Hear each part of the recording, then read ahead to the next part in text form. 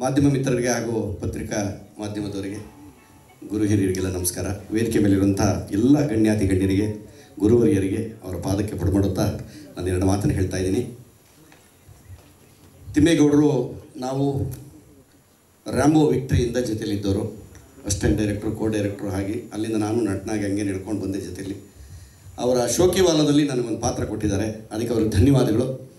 ಆ ಚಿತ್ರದ ನಿರ್ಮಾಪಕರು ಚಂದ್ರು ಸರ್ ಹೇಳಿದ್ದಾರೆ, ಅವ್ರಿಗೂ ಧನ್ಯವಾದಗಳು. ಈಗ ಶೋಕಿವಾಲದಲ್ಲೂ ಆಯಿತು, ಅಯೋಗ್ಯದಲ್ಲಿ ಫಸ್ಟ್ ನನಗೆ ಅವಕಾಶ ಕೊಟ್ಟರು ಸರ್. 2 ಸಿನಿಮಾಗಳಲ್ಲಿ ಪಾತ್ರ ಮಾಡಿಸಿದ್ರು. ಈಗ ಈ ವೇದಿಕೆಯ ವಿಚಾರಕ್ಕೆ ಬಂದಾಗ ನಮ್ಮ ಭರತ್ ಗೌಡರು ಭರತ್ ಮೂವೀಸ್ ಅಂತ ಹೇಳಿ ಒಂದು ತಂಡವನ್ನು ಮಾಡಿಕೊಂಡು, ನಾನು ಆಫೀಸ್ ಪೂಜೆಗೆ ಹೋಗಿದ್ದೆ, ಒಳ್ಳೆ ತಂಡವನ್ನು ಕಟ್ಟಿದ್ದಾರೆ. 15 ಜನ 20 ಜನ ಆಫೀಸಲ್ಲಿರೋದಕ್ಕಿಂತ ಕೆಲಸ ಮಾಡೋ 5 ಜನ ಸಾಕು ಅಂತ ಅವ್ರ ಉದ್ದೇಶ. ಆ ಥರ ಜನನ ಇಟ್ಕೊಂಡಿದ್ದಾರೆ, ಅದೊಂದು ಸಂತೋಷ ನನಗೆ.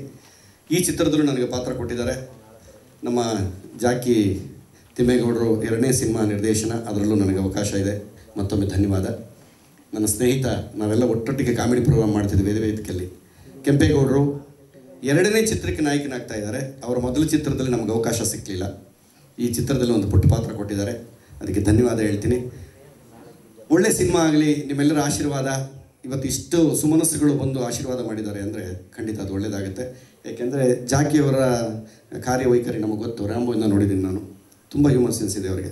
ಸ್ಪಾಟಲ್ಲಿ ತುಂಬ ಚೆನ್ನಾಗಿ ಕೆಲಸ ಮಾಡ್ತಾರೆ. ಸ್ಕ್ರಿಪ್ಟಿಗಿಂತ ಸ್ಪಾಟ್ ಹೋದಾಗ ಅಲ್ಲಿ ಬೇರೆ ಬೇರೆ ಏನೇನು ಹೊಳೀತದೆ ಅದೆಲ್ಲ ತುಂಬ ಚೆನ್ನಾಗಿ ವರ್ಕ್ ಆಗುತ್ತೆ. ಶೋಕಿವಾಲದಲ್ಲಿ ಆ ಕೆಲಸ ಆಗಿದೆ. ಈ ಸಿನಿಮಾನೂ ಚೆನ್ನಾಗಾಗಲಿ. ನಮ್ಮ ಭರತ್ ಗೌಡರಿಗೆ ಮತ್ತು ಇಡೀ ತಂಡಕ್ಕೆ, ನಮ್ಮ ತಂಡಕ್ಕೆಲ್ಲ ದೇವರು ನಮಗೆ ಆಶೀರ್ವಾದ ಮಾಡಲಿ ಅಂತ ಹೇಳಿ ನನ್ನ ಮಾತನ್ನು ಮುಗಿಸ್ತಾ ಇದ್ದೀನಿ.